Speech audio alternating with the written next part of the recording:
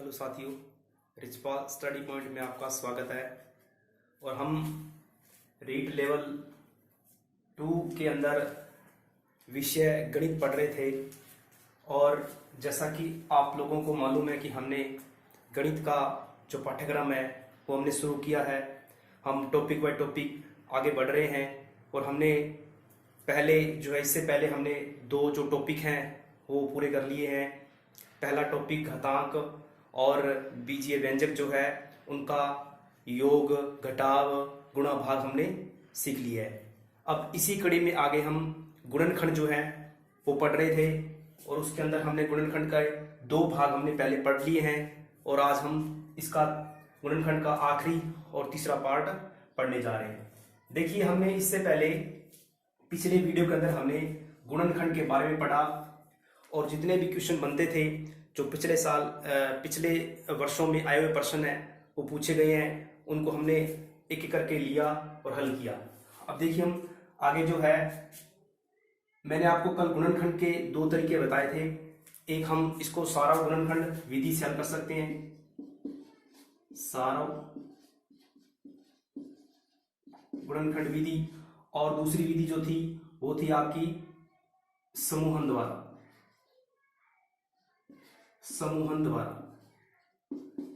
ये 2 विधियां हमने की थी। अब देखिए, अगर आगे हम जो है सरल समीकरणों के द्वारा भी गुणनखंड ज्ञात कर सकते हैं, तो आज हम पढ़ेंगे सरल समीकरण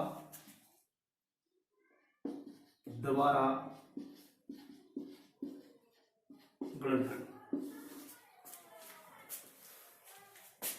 देखिए, मैंने आपको सरल समीकरण बता दी थी और जैसे कि एग्जांपल के तौर पर हम सरल समीकरण a + b का होल स्क्वायर, इस पे मैंने कंक्लूजन करवा दिया था। और उसके बाद में a - b का होल स्क्वायर, यानी कि ये दोनों ही इसके बराबर है a का स्क्वायर + 2ab + b स्क्वायर, और ये a square - 2ab + b square. और तीसरी सरल समीकरण जो थी वो a का स्क्वायर - b का square, a + b a - b। तो उम्मीद है कि आप लोगों ने ये अच्छी तरह याद कर ली होगी। अब देखिए, हम आगे बढ़ते हैं और कुछ क्वेश्चन लेते हैं इन सरल समीकरणों पे। इस पे लेते हैं, फिर माइनस वाली पे, फिर ये जो है a का स्क्वायर - b का स्क्वायर, इस पे भी क्वेश्चन ले लेते हैं।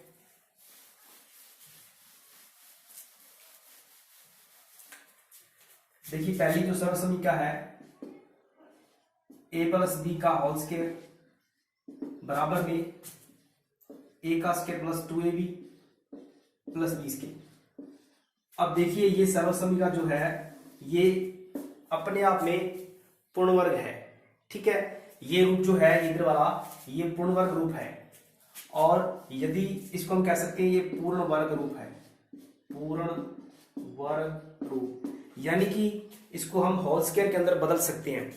और जो संख्या होल स्क्वायर के अंदर होती है तो उसका हम क्या कर सकते हैं, उसका वर्गमूल ले सकते हैं। ठीक है, जैसे अगर कहूं कि x² जो है ये एक पूर्ण वर्ग संख्या है, क्योंकि हम इसका वर्गमूल निकाल सकते हैं बराबर x। इसी प्रकार अगर हम बात करें 36 जो है वो अपने आप में एक पूर्ण वर्ग संख्या है, क्योंकि हम इसका वर्गमूल निकाल सकते हैं 6 है।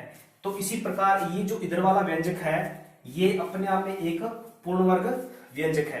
तो हमें अगर आपको पूर्ण वर्ग व्यंजक के रूप में अगर कोई क्वेश्चन दिया हो और उसके आपसे पूछे गुणनखंड क्या होंगे, तो बराबर में आप इस प्रकार इसके गुणनखंड लिख सकते हैं। ठीक है, तो एक क्वेश्चन लेते हैं हम, एग्जांपल x² प्लस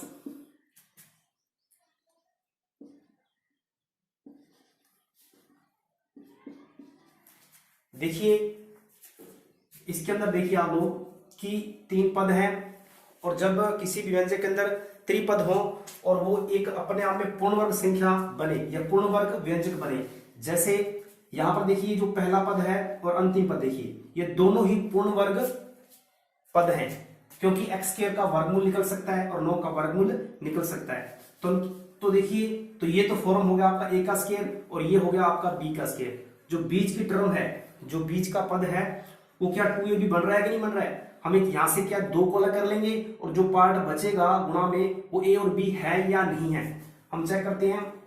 तो देखिए इसको हम क्या लिख सकते हैं, a का स्क्वायर और प्लस जो b है यानी 9 है, ये किसका मतलब वर्ग है, ये 3 का वर्ग है, हम इसको 3 का वर्ग लिखते हैं। अब देखिए प्लस है तो यहाँ प्लस लगा दो, ये क्या 2ab के रूप में बनता है या नहीं बनता है हम चेक करते हैं। 2 गुना, क्योंकि हम 6 को क्या लिख सकते हैं 3 लिख सकते हैं, 2 गुना 3 लिख सकते हैं 6 को, और इनटू में x। अब देखिए 2 ये हो गया, क्या a ये है मतलब ab या b a बात एक ही है, तो हम यहाँ पर देखिए b हमारा ये है 3 और a जो हमारा x है यानी कि 2ab के अंदर बन रहा है। तो बराबर में क्या है, बराबर में जो है a प्लस बी का होल स्क्वायर, इसको लिख सकते हो आप इस पूरी टर्म को, यानी a हमारा इसके अंदर यहाँ x है और प्लस यहाँ पर क्योंकि 2 के आगे अगर प्लस है तो प्लस लगा दो, अगर यहाँ पर बीच वाली टर्म 2ab जो माइनस में तो यहाँ माइनस लगा दो, ठीक है। और उसके बाद देखो a और b, यानी a हमने लिख दिया और b हमारा 3 है और इसको हम होल स्क्वायर में लिख सकते हैं। अब देखिए ये आपके गुणनखंड हो गए, इसको आगे चाहो तो इस प्रकार से आप ब्रैकेट जो है गुणा में आप इस प्रकार से लिख सकते हो, 2 ब्रैकेट के अंदर x प्लस 3 और x प्लस 3। तो इस प्रकार से हम सर्वसमीका के द्वारा भी गुणनखंड कर सकते हैं। यदि अगर वो इस प्रकार से अगर व्यंजक दिया हो, यानी कि जो व्यंजक है वो अपने आप में एक पूर्ण वर्ग बनने वाला होना चाहिए, ठीक है। तो अगर पूर्ण वर्ग है तो बराबर में हम इस होल स्क्वायर के अंदर लिख सकते हैं।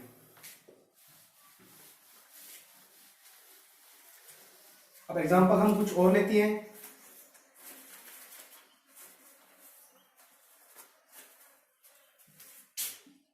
नो ए का स्क्वायर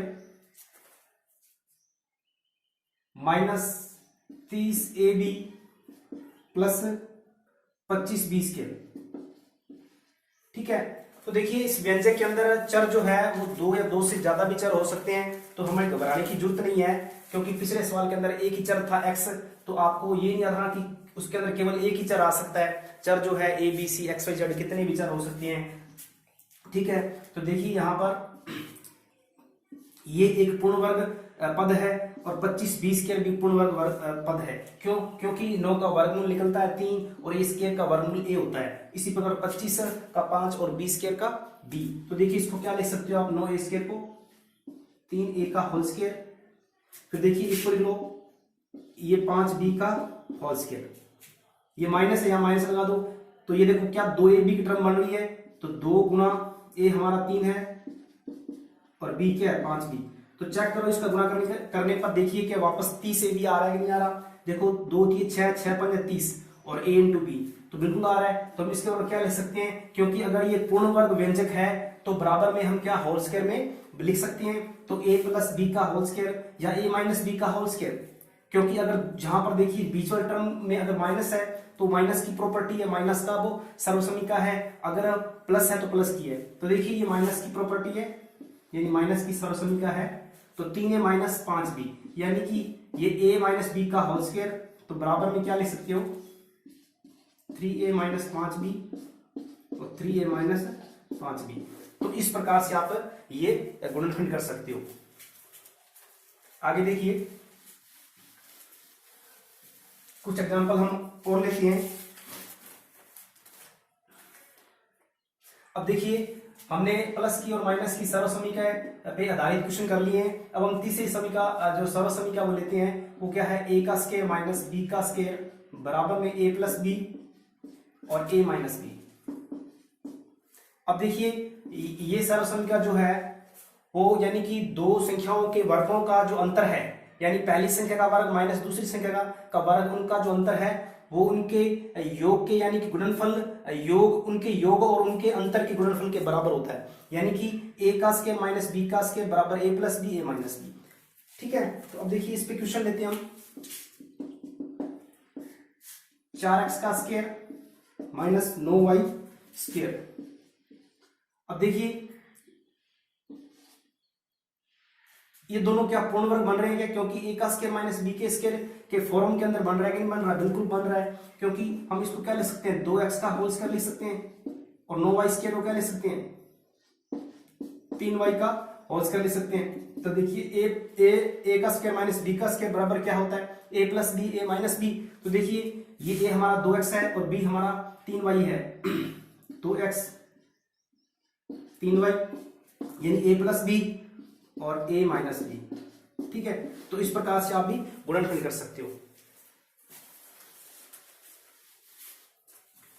अब देखिए क्वेश्चन कुछ मतलब प्रॉपर्टी पे आधारित है। जैसे मैं लिख दूं क्वेश्चन p का क्यूब माइनस 121 p।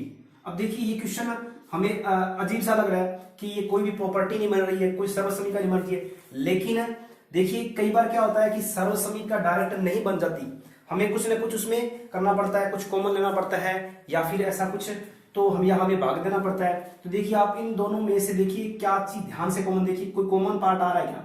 बिल्कुल आ रहा है। देखो यहाँ पर p और यहाँ पर p क्यू, तो देखिए जो न्यूनतम घात है अगर वो चर दोनों में सेम है और न्यूनतम घात जो है वो बाहर लेते हैं, यानी कि p की 1 घात बाहर ले लेंगे और अंदर यहाँ क्या आएगा p का स्क्वायर माइनस 121।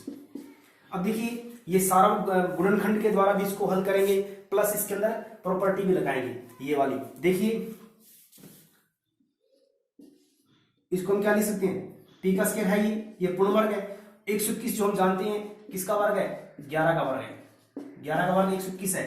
तो देखिए इसको हम क्या लिख सकते हैं, 11 का वर्ग लिख सकते हैं। तो देखो a का स्क्वायर माइनस b का स्क्वायर, तो ये आगे क्या लिख सकते हैं उसको, a प्लस बी और a माइनस बी, यानी कि a का स्क्वायर माइनस b का स्क्वायर बराबर a plus b a minus B.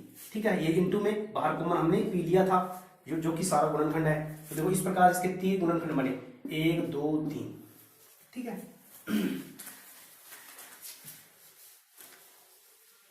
अब देखिए हम कुछ क्वेश्चन जो है आगे वाली प्रॉपर्टी जो है वो क्यूब पे आधारित है, a का क्यूब प्लस b का क्यूब।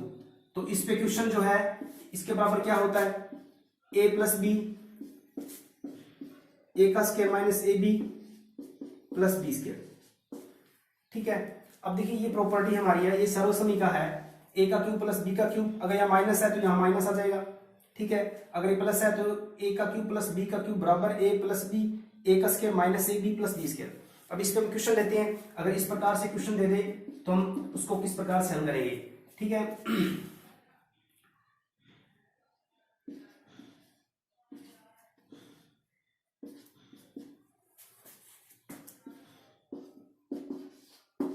अब देखिए ये क्वेश्चन है 64 एक्स का क्यूब प्लस 125 वाई का क्यूब। अब देखिए क्यूब हमें देखो यहाँ पर दो पद दिख रहे हैं, ये क्यूब है ये क्यूब है, इसका मतलब है कि प्रॉपर्टी बनेगी क्यूब वाली, a का क्यूब प्लस b का क्यूब। तो देखिए क्या ये अंक जो है क्या इनका हम क्यूब रूट निकाल सकते हैं क्या ये क्यूब रूट के अंदर बन सकते हैं? बिल्कुल बन सकते हैं। हम जानते हैं कि 64 का जब घनमूल यानी क्यूब रूट का मतलब होता है घनमूल, तो ये किसका क्यूब है, हम जानते हैं कि ये क्यूब है 4 का।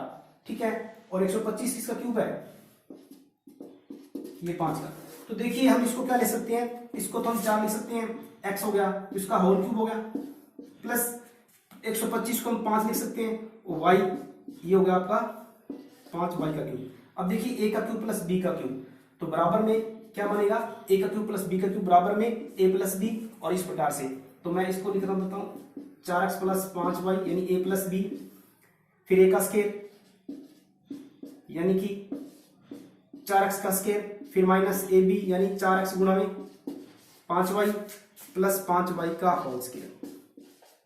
ठीक है, अब क्या करोगे इसको आप 4x प्लस 5y, और देखिए 4x का होल स्क्वायर हो जाएगा 16x स्क्वायर, और ये गुणा करोगे तो माइनस का 4 पंजे 20xy, और ये हो जाएगा आपका प्लस का 25y स्क्वायर। तो ये गुणनखंड आपके इस क्वेश्चन के हुए।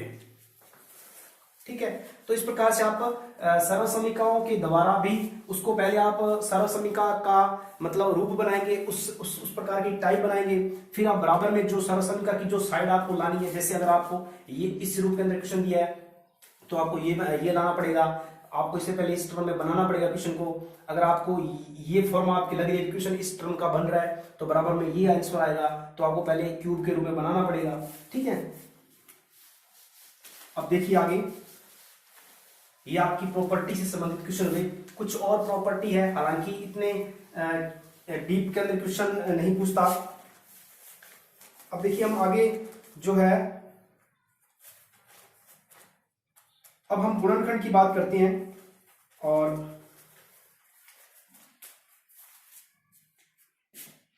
अब गुणनखंड के अंदर हम आगे चलते हैं। अब जैसे हमारा जो चौथा टाइप कह सकते हैं हम, एक टाइप जो है हमारा सारो गुणनखंड के द्वारा हम हल कर सकते हैं क्वेश्चनों को। एक दूसरा तरीका था समूहन द्वारा भी हम हल कर सकते हैं। तीसरा तरीका हमने सरल समीकरणों के द्वारा भी हल कर सकते हैं। और चौथा तरीका जो है वो तरीका ये है कि जब तीनों ही कंडीशन ना लगे, तीनों ही कंडीशन के अंदर क्वेश्चन ना बने, या तो हम क्या करेंगे, फिर चौथी कंडीशन जो हमारी है वो सरल समीकरण हम कह सकते हैं एक प्रकार से थी हमारी। और जो चौथा कंडीशन है जो सवाल गुणनखंड करने का, वो आपको सवाल इस प्रकार से बनाना पड़ेगा, यानी कि इस प्रकार से आपको सवाल दिया होगा। ये एक प्रकार से सरल समीकरण हम पहले पढ़ चुके हैं,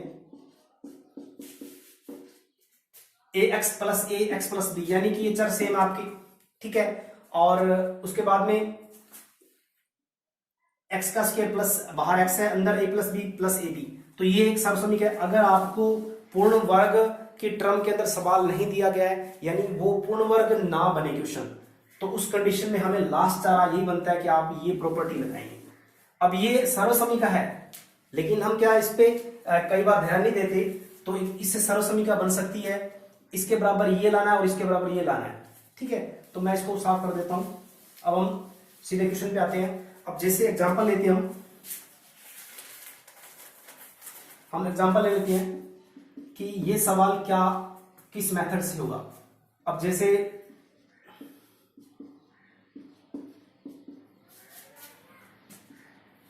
आप ये सवाल ले सकते हैं, ठीक है। अब आप चेक कर सकते हैं कि हमने देखा था कि जो फर्स्ट टर्म है और जो एक टर्म, यानी कि दो टर्म जो है, उनमें से दो टर्म जो है पूर्ण वर्ग बनती थी। तो देखिए यहां पर एक्स क्या तो बन रही है पूर्ण वर्ग, लेकिन देखिए क्या 6 या 5x, क्या इनमें से कोई एक यानी कि पूर्ण वर्ग संख्या बन रही है क्या, नहीं बन रही।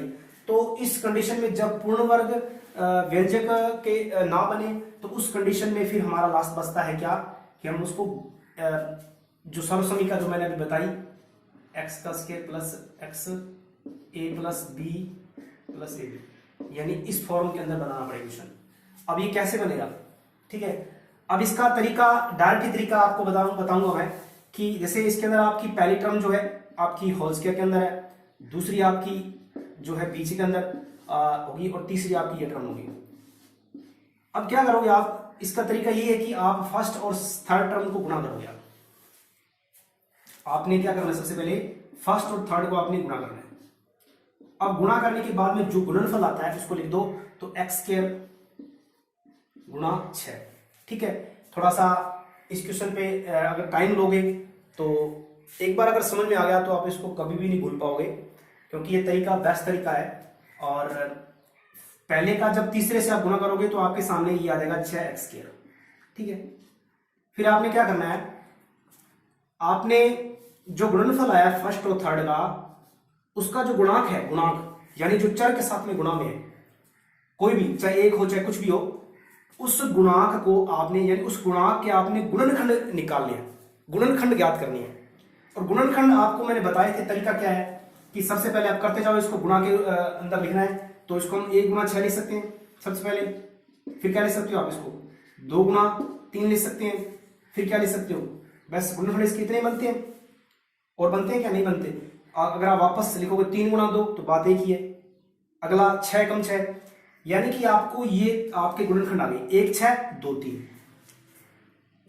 इसका मतलब गुणनखंड कई बार दिमाग में नहीं आते, तो तरीका या सीधा तरीका यही है कि आप पाड़े पढ़ते जाओ।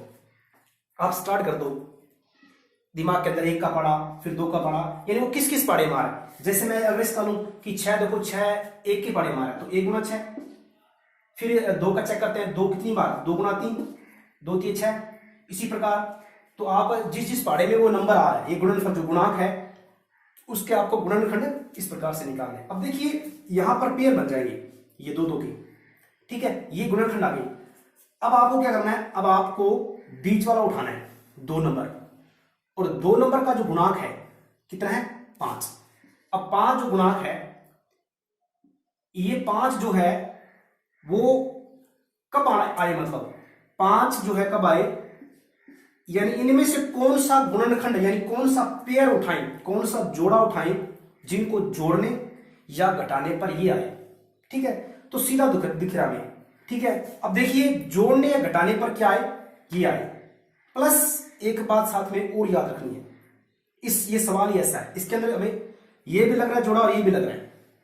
मैंने कहा जोड़ने या घटाने दोनों, यानी जोड़ने पर ये आए, अगर जोड़े तो 2 और 3 कितने होते हैं 5, तो जोड़ा ये भी हम लेना पड़ेगा।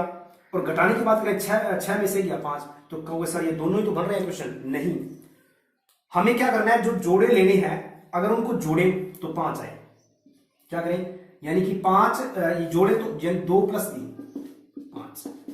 अब इनका गुणा तो है, गुणा क्या आना चाहिए, गुणा तो सेम ही आएगा ना, 6 आएगा, चाहे इसको तो भी 6 आएगा, इसको लोगे तो भी 6 आएगा, लेकिन 6 प्लस का है माइनस का, ये चेक करना है। जब आप गुणा करोगे इस प्रकार इसको, तो ये यहां पर जो निशान होगा वो साथ में लेके आएगा, यानी यहां पर 6 है माइनस का तो 6 का लिख दो, प्लस क्या तो जो भी चिन्ह साथ में लिखना पड़ेगा। तो अब देखिए यहां पर जो गुणांक है तीसरे, जो आपने गुणा किया पहले और तीसरे का, उसका जो गुणांक है उसका गुणनफल प्लस के अंदर है। और हमारे देखो गुणनफल करने पर अगर आप ये जोड़ा लेते हो 2 + 3, दूसरा 6 - 1 = 5, आंसर दोनों में आ रहा है। लेकिन जब हम इन दोनों गुणा करेंगे 2 × 3 6 प्लस का आएगा, लेकिन जब इनको गुणा करेंगे 6 × -1 तो -6 आएगा। तो ये तो हमने जोड़ा नहीं लेना, तो हम लेना है 2 और 3 का। तो यानी कि इस प्रकार से आप सेलेक्ट करने आपको पेयर गुणनखंड की। अब हम चलते हैं सवाल के अंदर। तो ये तरीका था। अब देखिए क्या करेंगे, हम पहली टर्म सेम लिखेंगे, उसके बाद में लास्ट टर्म सेम लिखेंगे, यानी इसके गुणनखंड हो गए। देखिए आप लोग a + b के अंदर, ठीक है ना, ये तो a b के अंदर था और यहां पर a + b, तो कह सकते हैं हम क्या ले सकते हो इसकी जगह आप, इसकी जगह आप ले सकते हो 2 + 3, तो 2 + 5 की जगह 2 + 3 x, ठीक है। तो उसके बाद में आप जोड़ कर दो, ये कितने हो गए 5x, सॉरी। अब देखिए क्या करो, अब आप इसको अंदर गुणा कर दो x को, तो 2x 3x + 6। तो अब क्या करो, देखिए वही, अब देखो यहां पर समूहन द्वारा गुणनखंड होगा, क्योंकि सारों के अंदर कोई कॉमन नहीं आ रहा, तो समूहन द्वारा गुणनखंड करना है तो 2 2 के पेयर बना लो। इसमें क्या कॉमन आएगा, देखो इसमें x कॉमन आ रहा है, यहाँ पर 1x रह गया, प्लस में यहाँ 2 रह गया, यहाँ प्लस इन दोनों में क्या कॉमन आ रहा है 3, इसमें 3 इसमें, तो देखिए 3 ले लो कॉमन, x + 6 में से 3 बाहर चला गया, अंदर 2 रहा, ये ब्रैकेट सेम आ गए, उठा के बाहर कॉमन ले लो इसको आप, ठीक है, और x + 3 ये अलग आ जाएगा। तो इस प्रकार से इस समीकरण के यानी इस बहुपद के आपने गुणनखंड किए हैं, ये 2 गुणनखंड आ गए ब्रैकेट के अंदर। तो ये था मेथड। यदि कोई व्यंजक पूर्ण वर्ग के रूप में ना दिया हो तो उसको हम क्या करेंगे, पहले और तीसरे का गुणा करेंगे, जो गुणांक आएगा फिर उसके गुणनखंड निकालेंगे। अब हम एग्जांपल और ले लेते हैं ताकि हमें बढ़िया समझ में आ सके।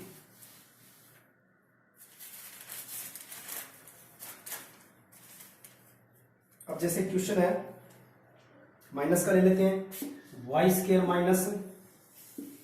5y + 6। अब देखिए ये क्वेश्चन आ गया, तो इस क्वेश्चन के अंदर देखिए आप लोग क्योंकि ये पूर्ण वर्ग तो है नहीं, क्योंकि ये बन रहा है, ये नहीं बन रहा, ये नहीं बन रहा है, तो क्या करेंगे, वही टुकड़े करेंगे, इस गुणनखंड करेंगे, यानी कि फर्स्ट और थर्ड का गुणा करेंगे। तो 6y जब y² का आप इस -+6 से जब गुणा करोगे तो 6y² आ गया। अब देखिए गुणा क्या है इसके अंदर, गुणांक 6 है, तो अब 6 के गुणनखंड अभी निकाले हमें, क्या निकाले 2 × 3 और एक था 1 × 6। अब देखिए इसके अंदर आप कौन से आपको सेलेक्ट करना है, यानी जोड़ने या घटाने पर आपका 5 आए, इनके कौन सा पेयर लें जिनको जोड़ने या घटाने पर 5 आए। तो देखो ये 5 इससे बन रहा है और 5 भी इससे बन रहा है, क्योंकि जोड़ने पर 5, लेकिन देखिए कंडीशन क्या है कि -5 आए, -5 आए, देख लेते हैं अपने। अब -5 कैसे आ सकता है, और गुणा में प्लस करना चाहिए। देखिए इसके टुकड़े क्या आ सकते हैं, अगर हम माइनस के दोनों ही लें, गुणा करने पर 6 प्लस का आ रहा है, और अगर इनको जोड़े हम तो -5 आ रहा है, ये सही लग रहा है। आगे और चेक कर लेते हैं। अब देखिए यहां पर देखिए गुणा करने पर, दोनों का गुणा करने पर आ रहा है +6, और जोड़ने पर -2 और -3 -5 आ रहा है, ठीक है। अब देखिए इसके अंदर देखिए, अगर आप इनको जोड़ोगे तो 7 आएगा, नहीं घटाएंगे तो क्या आएगा 5 आएगा।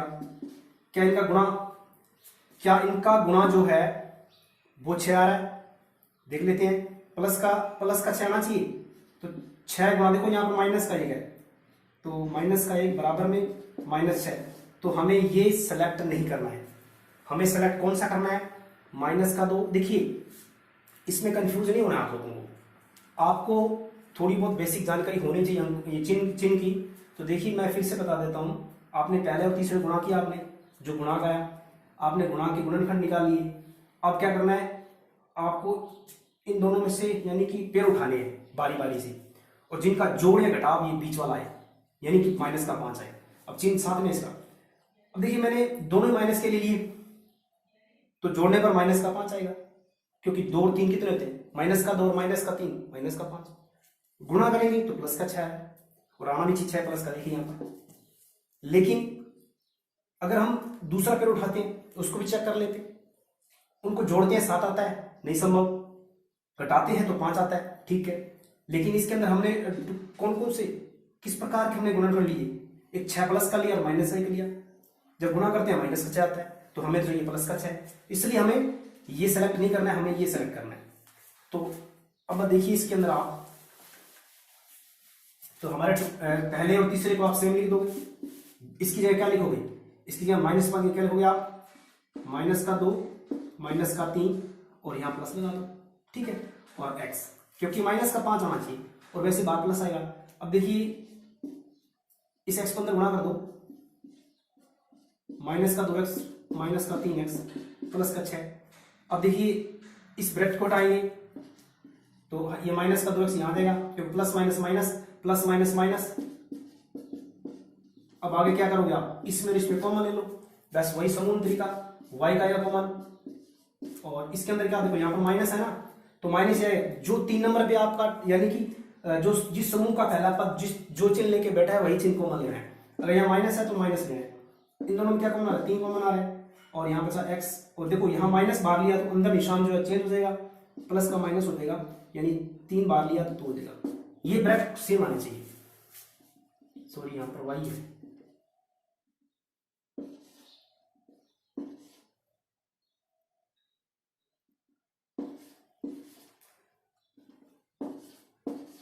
और ठीक है। अब देखिए ये y -2 -2 ये कॉमन आ जाएगा, और y -3 अलग रहेगा। तो इस प्रकार से आप सर्वसमीकरणों द्वारा गुणनखंड निकाल सकते हैं। सॉरी, ये जो है इस प्रकार से ये सर्वसमीकरण द्वारा गुणनखंड आप हो जाएंगे। अब देखिए हम बात करते हैं आगे, आज हमारा ये लास्ट, इस टॉपिक का लास्ट वीडियो है, और हम आगे फिर बढ़ेंगे। इस प्रकार से एग्जाम्पल और भी ले सकते हैं, उम्मीद करता हूँ कि आपको ये चीज़ समझ में आई होगी। तो हम एग्जाम्पल एक और ले लेते हैं ताकि आपको बढ़िया तरीके से समझ में आए, जैसे x² + 4x - 45। अब देखिए ये कैसे होगा, तो अब देखिए फर्स्ट और थर्ड को जब गुणा करोगे तो -45 आएगा। अब -45 है, इसके गुणनखंड क्या हो सकते हैं, 1 × 45, देखो 1 × 45, और उसके बाद 3 × 15, यानी जिस चीज पहाड़े में आते हैं 3 के पहाड़े में आते हैं 15 बार, 15 के पहाड़े में आते हैं। उसके बाद में 6 5 × 45, और आगे बढ़ोगे, और 5 × 45 9 × 45 वापस आ गया, फिर 15 × 3 = 45 हो गया वापस 45 × 45। अब देखिए हमें टुकड़े कौन से ज्ञात करने हैं, इसमें ये टुकड़े आ गए आपके 3 2 2 के, यानी ये आ गया, ये आ गया, ये आ गया। कौन सा जोड़ा लेना आपको, बीच वाला तय कर लेगा। प्लस का 4 आना चाहिए, प्लस का 4 कहाँ आ रहा है, यहाँ सीधा यहाँ आ रहा है, घटाने पर या जोड़ने पर, घटाने पर आ रहा है। तो सीधा हम क्या लिख सकते हैं, यहाँ पर ये दोनों जोड़ लिख दो बस, और 9 घटाने पर 9 - 5 और x, यानी इसलिए 9 - 5 लिख सकते हो, ठीक है। अब x अंदर गुणा करोगे, 9x 5x + 45, तो आगे आपका 2 2 के पेयर बनाकर हो जाएगा क्वेश्चन, ठीक है। क्योंकि इसमें से x कॉमन लोगे और इसमें x आपका 5 कॉमन आ जाएगा, तो आगे आपका x + 9 आ जाएगा इसका आंसर, और x - 5 आ जाएगा, ठीक है। अब देखिए आगे देखिए लास्ट जो है वो आज हम इसके अंदर बात करेंगे। हम हमारी सर्वसमीकरणों के द्वारा गुणनखंड हो गए हैं, और एक हमने पढ़ा कि जो हमारा लास्ट सर्वसमीकरण है उसके द्वारा भी हम गुणनखंड कर सकते हैं। अगर वो पूर्ण वर्ग के अंदर नहीं है तो हम फिर इस प्रकार से कर सकते हैं। अब देखिए भाजन, यानी अब हम बात करते हैं भाग की।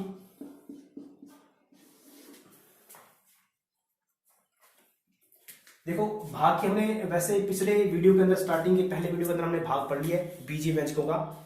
तो बीजीय व्यंजकों का जो भाग है मैंने बताया था स्टार्टिंग के अंदर कि अगर आपका जो पद दे रखे हैं और अगर वो गुणनखंड के रूप में है तो उसको हम गुणनखंड के द्वारा भी भाग को आसानी से कर सकते हैं।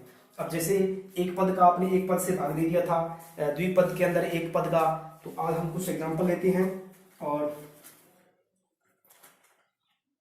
आज हम बात करेंगे भाग के अंदर भाजन, इसको कह सकते हैं हम भाजन या भाग, ठीक है।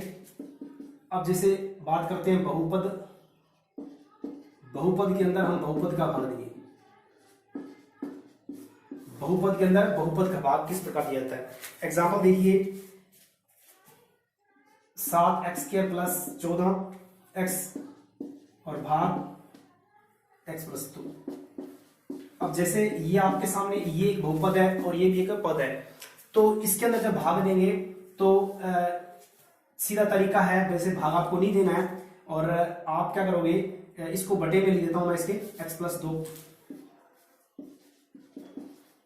अब देखिए ऊपर वाले जो है वो गुणनखंड विधि से हो रहे हैं, यानी कि ऊपर वाला जो है दो व्यंजक हैं, आप कॉमन ले लीजिए।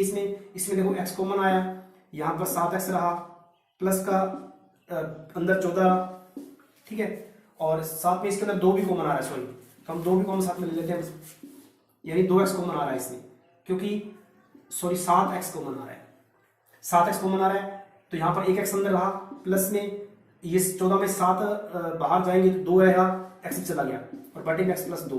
अब देखिए इधर ये दोनों कट जाएंगे, बस सीधा क्या बचेगा आपके सामने 7x बचेगा। तो ये तरीका होता है, आसान तरीका होता है, गुणनखंड द्वारा हम भाग आसानी से कर सकते हैं।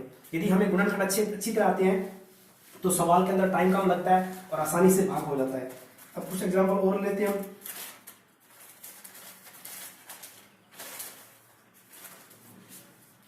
जैसे y² प्लस में 7y प्लस में 10 और यहां पर भाग में y प्लस 5। ये सारे एग्जांपल एनसीईआरटी आरबीएससी से उठाए गए हैं भाई, ठीक है। तो देखिए ये देखो यहां पर एक व्यंजक है, ये बहुपद है, इसके अंदर जब इसका भाग दोगे तो मैं बटे में लिखता हूं y प्लस 5। तो देखिए यहां पर 1 2 3 3 त्रिपद है ये, और साथ में यहां पर देखिए पूर्ण वर्ग नहीं बन रहा, क्योंकि ये वर्ग बन रहा है लेकिन ये 10 नहीं बन रहा, यहाँ 7 भी बन रहा। तो आप क्या करोगे, वही टुकड़े उसकी गुणनखंड करोगे, यानी कि जब आप इसको आप अलग कर सकते हैं या डायरेक्ट यही कर लो, तो 10y² हो जाएगा गुणा करने पर पहले का तीसरे से। तो 10 के टुकड़े क्या होते हैं, 10 के गुणनखंड 1 गुणा 10, 2 गुणा 5, बस इतने होते हैं। जोड़ने पर क्या आना चाहिए, 7 आना चाहिए, तो यहाँ जोड़ेंगे तो 11 आएगा, घटाने पर घटाएंगे तो 9 आएगा, इनको जोड़ेंगे 7 आएगा, तो मतलब यही 2 और 5 हमारा ये पेयर बन जाएगा। तो क्या लिखेंगे, y² प्लस में इस 7y की जगह आप क्या लिखोगे, यानी हमारे 2 और 5 पेयर बने, तो 2y प्लस 5y, ठीक है, प्लस 10 और बटे में क्या करोगे y प्लस 5। अब देखिए इन दोनों में कॉमन ले लो, इन दोनों में कॉमन ले लो, यानी पेयर बना लो। जब आप इसमें कॉमन लोगे तो क्या कॉमन आ रहा है, y कॉमन आ रहा है, अंदर y प्लस 2 रहेगा, प्लस का इन दोनों में क्या कॉमन आ रहा है, 5 कॉमन आ रहा है, y प्लस 10 में से जब 5 जाएंगे बाहर तो 2 रहेगा, और बटे y plus 5, y plus 2 common आ रहा है, y प्लस 2 कॉमन आएगा तो y प्लस 5 रहेगा, और बटे में y प्लस 5, ये दोनों कट गए तो क्या रहा, y प्लस 2 रहा। तो इस प्रकार से आप ये जो भाग है वो गुणनखंड विधि द्वारा कर सकते हैं।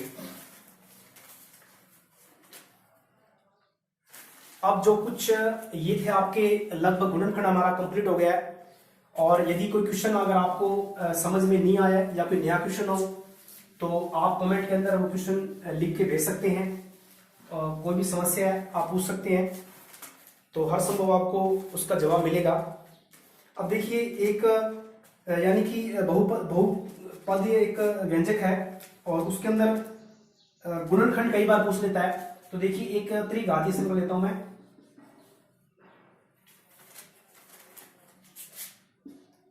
3x का क्यूब प्लस 6x का स्क्वायर प्लस 11x और प्लस 6। ये एक बहुपद है और इसके अंदर पूछा उसने कि इसके गुणनखंड ज्ञात करो, इसके सभी गुणनखंड ज्ञात करो, इसके जितने भी गुणनखंड है वो ज्ञात करो। ये थोड़ा सा लेवल ऊपर है। अब देखिए जब इस प्रकार से द्विघात से ज्यादा अगर हम क्वेश्चन आए, त्रिघात के अंदर आए, चतुर्घात के अंदर आए, व्यंजक कोई आए, तो उसका हल करने का तरीका देखिए क्या है कि आप क्या करेंगे, उस पद के अंदर जो ध्यान से देना कि उस व्यंजक के अंदर या उस बहुपद के अंदर एक ही प्रकार का चर होगा, क्योंकि आप देखो x x x, तो हम क्या करेंगे, हम इस चर का मान क्या रखेंगे, कोई भी मान रखेंगे और इसके अंदर बराबर में क्या करेंगे, अगर मान रखने पर इस पूरे व्यंजक का बहुपद का मान अगर शून्य आ जाए तो वो जो है वो उस चर का यानी कि मान होगा। तो हम बारी बारी से पहले x बराबर इस बहुपद के अंदर 0 रखेंगे, तो 0 रखने पर तो देखो 0 नहीं आएगा, क्योंकि 0 0 0 ये 6 बचेगा, तो ये तो आएगा नहीं। तो हम क्या करेंगे, x बराबर 1 रखेंगे। जब x बराबर 1 रखते हैं इसके अंदर तो देखो ध्यान से, तो ये तो 1, ये सभी सारे प्लस के अंदर है, तो वैल्यू कैसे बढ़ी आएगी, हम रखेंगे माइनस का 1, ठीक है, माइनस का 1 रखेंगे तो इस पूरे पद के अंदर यानी x बराबर माइनस 1 रखने पर तो 1 का क्यूब प्लस 6, यहाँ 1 रख दो, x का प्लस 11, 1 प्लस 6, सॉरी माइनस का 1 रखना था। अब देखो ये 1, जब माइनस 1 का क्यूब माइनस 1 होता है, ये प्लस ये प्लस का 1 का स्क्वायर 1 होगा और 6 कम 6, और ये 11 कम 1 11 और प्लस माइनस माइनस 11 प्लस 6। अब देखिए यहां पर कोई बन रहा है कि नहीं बन रहा, नहीं बन रहा, तो ये माइनस के 12 आ रहे हैं, यानी कि ये 12, ठीक है। देखिए यहाँ पर प्लस का 6 और प्लस का 6 12 और माइनस का 1 और माइनस के 11 माइनस के 12, तो यानी 0, ये 0 आ रहा है x बराबर माइनस 1 रखने पर। यूं कह सकते हैं कि x बराबर माइनस 1 जो है इस बहुपद को क्या कर रहा है, संतुष्ट कर रहा है। अब इसके जरूरी है कि x बराबर माइनस 1 यही पद हो, क्योंकि कोई भी बहुपद है अगर उसकी जितनी घात होगी चर की उसके उतने मान होंगे। हमारा समय एक पहला मान आया x का, अभी x के मान 2 और आएंगे यानी गुणनखंड। तो अब ये रखने पर क्या होगा कि हमारा गुणनखंड जो है इसको इधर लाएंगे तो x प्लस 1 जो है, क्योंकि इधर आगे प्लस हो जाएगा, तो ये हमारा इस बहुपद का गुणनखंड आ गया, ठीक है। अब देखिए बाकी जो गुणनखंड है इसके कैसे निकालेंगे, तो तरीका यही है कि इस जो व्यंजक है ये इस पद का इसके अंदर भाग दे देंगे, ठीक है। भाग देने पर भाग आपको मैं बताया था, तो इसको मैं साफ कर देता हूं, हमने गुणनखंड निकाले। अब देखिए जब हम इसका x प्लस 1 इसके अंदर भाग देंगे तो x प्लस 1, तो इसका भाग यानी इसका इसमें भाग देंगे तो x स्क्वायर बार जाएगा। फिर हमने पूरे व्यंजक से गुणा करते हैं, मैंने बताया था आपको, इस पूरे गुणा करेंगे तो x का क्यूब आ जाएगा और यहाँ पर x स्क्वायर, तो प्लस का x स्क्वायर हो जाएगा। निशान बदलेंगे, माइनस माइनस ये कट गया, 6 में से 1 गया 5, 5x स्क्वायर हो जाएगा। अगला ऊपर सारा उतार लेंगे, 11x प्लस 6।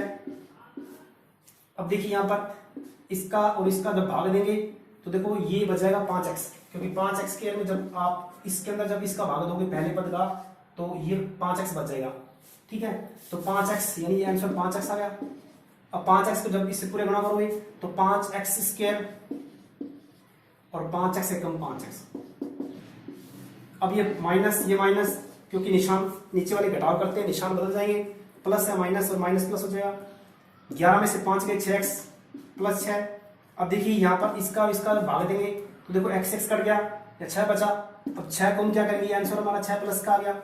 इस 6 को वापस हमने गुणा कर देंगे। देखो हमने भाग जो है पिछले वीडियो के अंदर, अगर जिसको भाग ये समझ में नहीं आ रहे तो हमने पिछले वीडियो के अंदर गुणनखंड के बीजीय व्यंजक के हमने जब भाग किए थे तो मैंने अच्छी तरह हमने एग्जांपल लेकर मैंने भाग सिखाया था, ठीक है। तो अब थोड़ा सा क्वेश्चन हमें सिर्फ भाग जो है यहाँ पर करना पड़ रहा है। तो ये भाग जो है जब आप गुणनखंड निकालोगे तो आप भाग अलग करके देखना है। तो मैं वैसे थोड़ा सा करवा रहा हूँ स्पीड से, तो थोड़ा सा आप पिछले वाली वीडियो देख लें, ठीक है। तो ये वैसे भाग आसान बिल्कुल आसान है, कोई दिक्कत नहीं है। तो जब आप इसे गुणा करोगे तो 6x एकम 6x और 6 कम 6 प्लस का, देखिए यहाँ माइनस माइनस ये कट गया, तो यानी कि ये आपके पास एक दूसरा गुणनखंड आ गया, ठीक है, तो देखिए क्या गुणनखंड हमारे सामने आए। तो इसको मैं पूरे को साफ कर देता हूं, सॉरी। तो एक तो हमारे सामने x प्लस 1 आया, और दूसरा गुणनखंड हमारा ये जो द्विघात के पद के अंदर आया। अब देखिए इसके फिर आगे गुणनखंड कर लोगे, आप लोग कर लोगे, क्योंकि इसके गुणनखंड क्या होंगे, ये 6x² वापस हमने सॉल्व किया था, ये इसके गुणनखंड x प्लस 2 थे और एक था x प्लस 3। तो इस प्रकार आप जितने भी बहुघातीय बहुपद के अंदर आप अगर आपसे गुणनखंड पूछे तो आप उसके अंदर x की वैल्यू रखते जाएंगे, यानी कि वो रखते हैं जिसके अंदर x का मान 0 आए। ठीक है, जैसे त्रिघात के अंदर है तो आप x का मान रखिए, और जब 0 आ जाए तो वही आप x के बराबर रखकर, जैसे x का मान यहाँ पर रखा मैंने -1, तो ये जो है इस बहुपद को संतुष्ट कर रहा है, यानी 0 दे रहा है, तो हम इस 1 को इधर लाएंगे प्लस का, फिर जो गुणनखंड आएगा वो इस बहुपद का गुणनखंड होगा, फिर उसका जब भाग देंगे, जो आपका यहाँ पर भागफल आएगा वो भी इसका क्या होगा, गुणनखंड होगा। अगर वो द्विघात के अंदर है हम उसके फिर आगे गुणनखंड कर सकते हैं। ठीक है, तो उम्मीद करता हूं कि आपको ये गुणनखंड टॉपिक अच्छी तरह समझ में आया होगा, और ये हमारा गुणनखंड कंप्लीट हुआ। हम आगे जो है अगला टॉपिक स्टार्ट करेंगे, और इसी प्रकार आप मेरे साथ जुड़े रहिए, और पूरी कोशिश मेरी यही है कि आपको बेस्ट दे सकूं, और वीडियो को आप एंड तक पूरा देखिए, क्योंकि बीच में देखने से या स्किप करने से दिक्कत हो सकती है। अगला क्वेश्चन जो है कड़ी से कड़ी जुड़ी होती है क्वेश्चनों की। ठीक है, तो आप चैनल को सब्सक्राइब जरूर कीजिए, और साथ में एक घंटी का निशान है उसको दबाइए, ताकि आपको वीडियो का जो नोटिफिकेशन है वो टाइम पे पहुंचता रहे। धन्यवाद।